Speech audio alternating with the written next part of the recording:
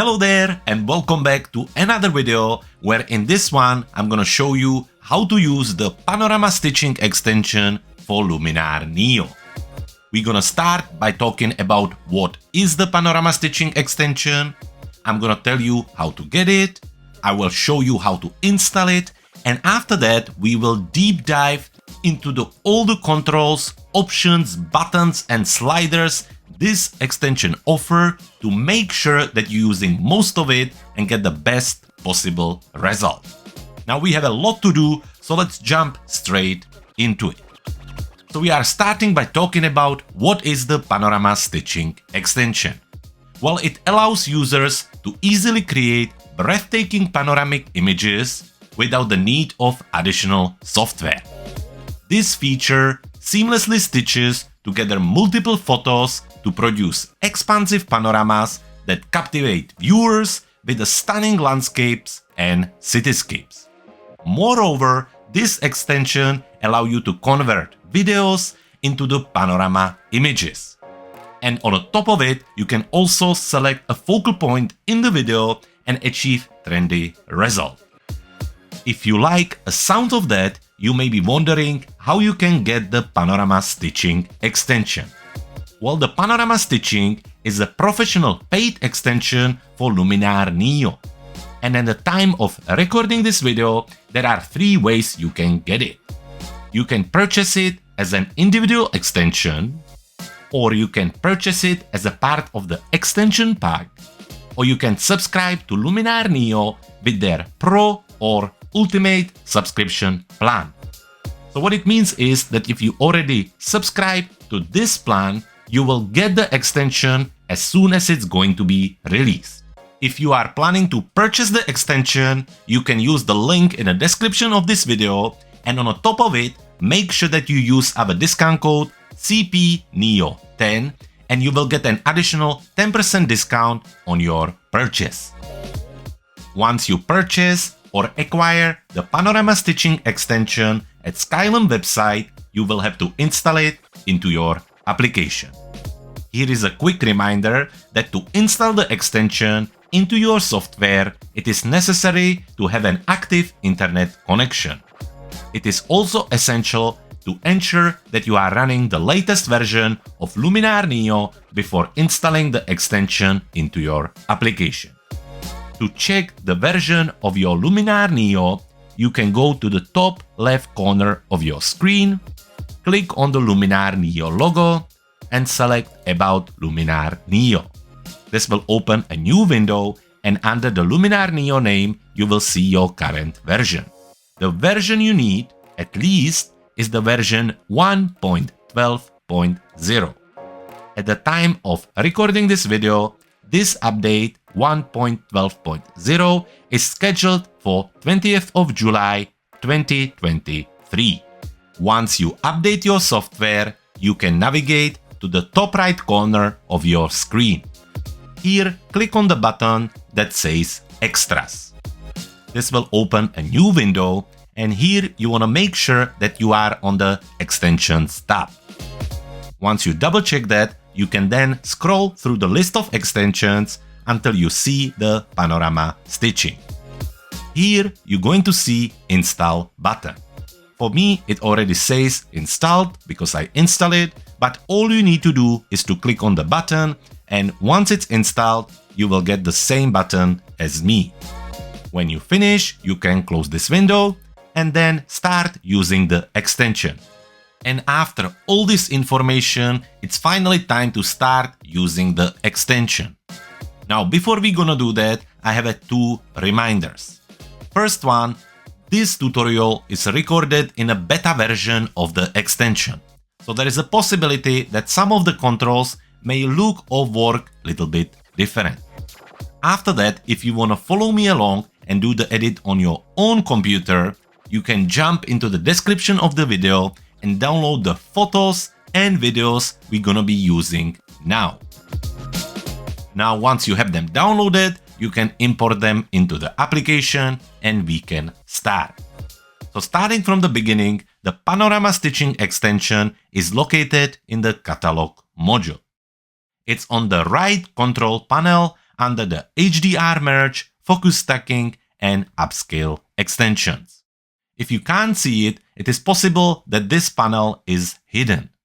To unhide it, you can click on this little icon, which allows you to hide and unhide the panel. With one of the recent updates, we are now also able to collapse or uncollapse the extensions. But don't worry about it, all you need to do is to click on its name. Now we have the images ready, so let's select all 15 of them, and you can do that by selecting the first one and then holding Shift on your keyboard and click on the last one. Now all we need to do is to drag and drop them on the extension. Once you hover over it, the preview screen turns into the blue. It will get this blue frame and blue plus sign. Now when you're ready, just let go. Once you do that, you will see the preview of all the images you have imported or added into the extension. You can go through them by using the little arrows on either side of the preview. If you want to remove one of the images, you can hover over it and click on the white circle with the X on it. After this, and before we start the stitching, we can adjust the settings. To do this, we can click on the little circle with the 3 dots. Here we have a series of options. Starting from the top, we have the distortion correction. By clicking on the check button in front of the distortion correction, the application will attempt to remove the lens or camera distortion from your images. The next option is the devignette. As the name says itself, it will remove the vignette from your images, making the stitching a little bit easier. After that, the next option is to remove the chromatic aberration from your image. Once you click on that, it will try to remove the purple or green fringe along the edges of your photos. Now the next option, which is grayed out, is the ghost reduction. This option is available for HDR panorama stitching. Now if you want to see how it works, we have a full tutorial on how to create HDR panoramas with this tool. I will make sure I will link it in the corner of the screen now, and you can also find it on our YouTube channel. The final option in the settings is to remove all files. So when you import all 15 images and you change your mind, you don't have to remove them one by one. You can just go into the settings and click on remove all files. Once you finish with the settings, all you need to do is to click away. Now we have our images ready. We have our settings adjusted. So all we need to do is to click on start. The first window you're going to see will be different for photo panorama and video panorama. But since we are working with photos, let's start right here. So what do we have here? We have a preview of the panorama and we have this cross overlay over it. Also, at the bottom of the window, we have the possibility to adjust the panorama projection. At this moment, we have a choice of 5 different projections. By default, it's gonna be the spherical projection that will be selected. After that, we can also choose the cylindrical, the Mercator, plane, and fisheye. We are planning to produce a full tutorial which will help you to understand each one of them. So for the time being, I suggest you to go through them and see which one works the best for you. For now, let's just stick to the initial spherical projection and continue using the tool. Now let's have a look at the image. When you hover over it, your mouse will turn into the little loop with a plus sign on it. So while you have that, you can click and it will zoom in on your image. If you click again, it will zoom out. To adjust the zoom with a little more steps, you can use the mouse wheel and basically just scroll it or turn it and it will zoom in a little steps. And when you scroll the other way around, it will zoom out. Now the next thing we can do is to rotate the image. To do this, just hover outside of the image until your mouse will turn into these 2 arrows. Now you can just click and rotate the image around. Now the whole idea of this window is to make sure that everything is straight and it's looking as realistic as possible. When it comes to straightening the image, this is where the cross overlay comes in. So we can rotate the image around, you know how to do that. And now we can again zoom in with our mouse. And what we can do, we can actually start to drag the image around. You notice that our mouse turned into this hand. So now we can just click and push the image around until everything looks good and straight. So let's have a look at it, something like this. You can of course zoom out or even further and then zoom in to the specific part and again push it around until you really like what you see. To zoom out, again click on the image and double check that everything looks right. If you're happy with the result, you can cancel and exit the window, or you can click on a Stitch blue button, which will bring us into the next step of Panorama Stitching. This next window is all about cropping, and it uses the same tools and same controls as the Crop AI in the Edit module. As you can see, it has this little overlay, and you can use the handles on it to adjust the crop. So let's say that we can kind of push it around. We can adjust it from the side and also from the bottom. Let's have a look from the top.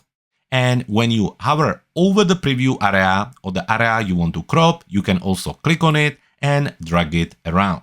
So let's adjust that and we are almost done.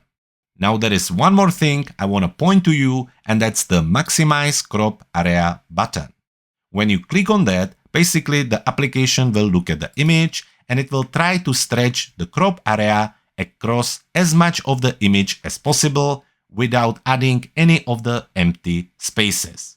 So basically it works like auto crop. So once again, use the handle to adjust it because we want it a little bit different, something like this and this. And once we're happy, we just click on the crop button in the bottom right corner. In the final window of the Panorama Stitching extension, you have one more chance to look at the result before you're going to stitch it together. Now, if you're happy, of course, that you can click on Save. And if you want to go back, you can also click on this little arrow here and adjust any of the steps from earlier. So you can go all the way to the transformation. And here, after you adjust it, you can again click on Stitch. You can again crop the image if you want to. And then once you're happy, again click on crop and end up on the same final window. As I mentioned earlier, when you're happy with the result, just click on Save button. Now the application will process the images and stitch them together to create the final file. When the new image is created, it will be placed into the Panorama Stitching folder that will be in a folder section of your left toolbar in the Catalog module. As you can see, it's already here. So all we need to do is to click on it and we can use the spacebar to preview it. The final file at this moment comes in a TIFF format. And once you're ready, you can just take it and move it into Edit module where you can start with the editing process. Now, before we going to continue, I want to quickly mention that this tutorial is powered by our Luminar NEO Essential Preset Bundle. This bundle includes over 38 preset collections containing 380 crafted presets, all designed to transform your images in Luminar NEO. But the reason why I am telling you about this is that it now includes a new collection specifically designed for the Panorama Stitching. So make sure you check it out, and to get this new collection, use the link in the description of this video to get it. Now, if you want to learn more about this bundle, you can also visit our website, cleverphotographer.com. Now, at the beginning of the Panorama Stitching process, I mentioned that the initial window is different for video panoramas and photography panoramas. So now I'm going to show you how different it is. For this, we're gonna need one of the videos that come with the sample files, and to make it a little easier, let's use the skateboard guy. We're just gonna take it and again drag and drop it on the Panorama Stitching extension. You will notice that when you import a video there will be a little movie icon in the bottom left corner. Also, when you click on the additional settings, you will see that there is actually no option here. So again, click away and start immediately by clicking on the Start button. Now looking at the window, and as I mentioned, it looks differently. What do we have here? We have the video with similar controls just like in any movie player. What we can do here, we can click on a play button and it will basically preview the video. Next to it, you can use the arrow to go at the beginning and end of the timeline. It will also tell you where you are on a timeline on the beginning right here, and you can see the total length of the video at the end. Moving on to the timeline. You can click around the timeline and it will move the little blue playhead.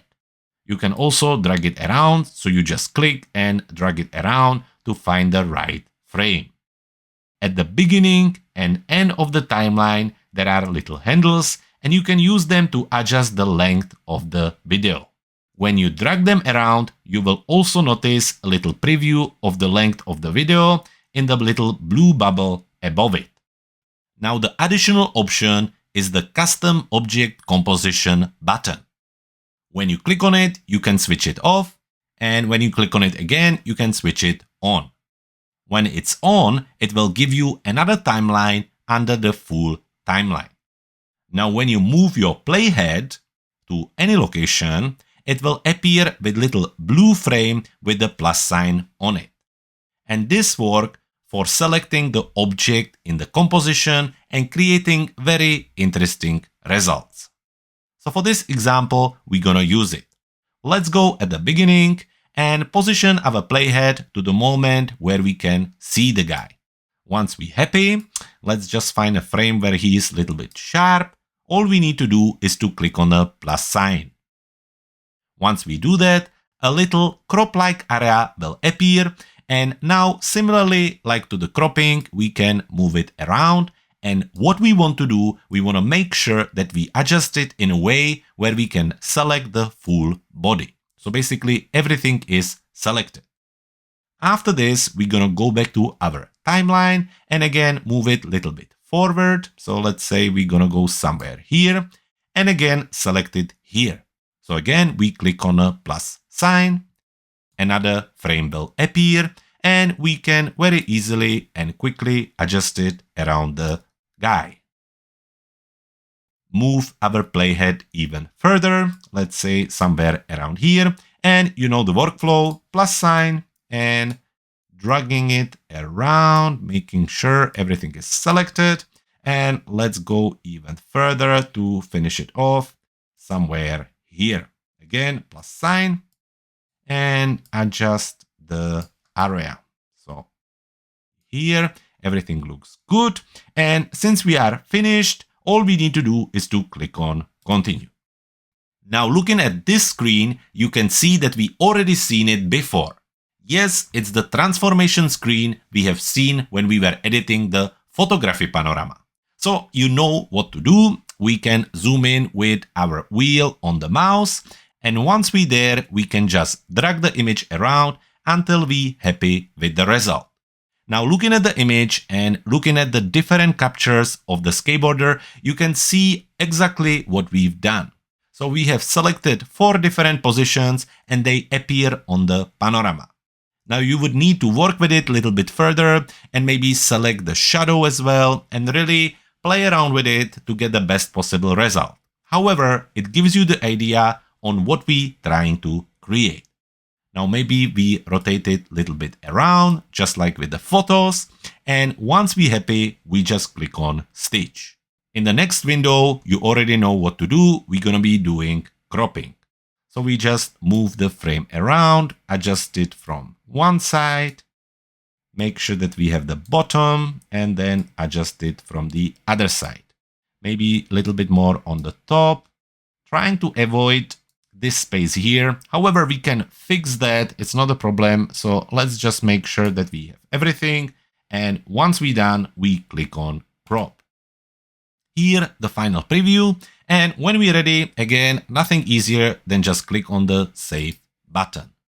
Now again, the same result. The image will appear in the Panorama Stitching folder in the folders section. Again, we can just click on it and use the spacebar to preview it.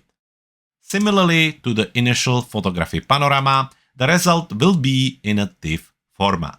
And once again, all there is left to do is to take the image, bring it in the edit module and continue. If you're wondering about how you can fix this empty space here, the easiest way to do it is to use cloning tool. For this, we just scroll all the way to the bottom of our toolbar, select the clone tool and zoom into the area we want to fix. When you have the clone tool selected and you zoomed in, you need to use a spacebar to move around your screen. Once you get there, just sample the area you want to apply and then very simply brush in the area.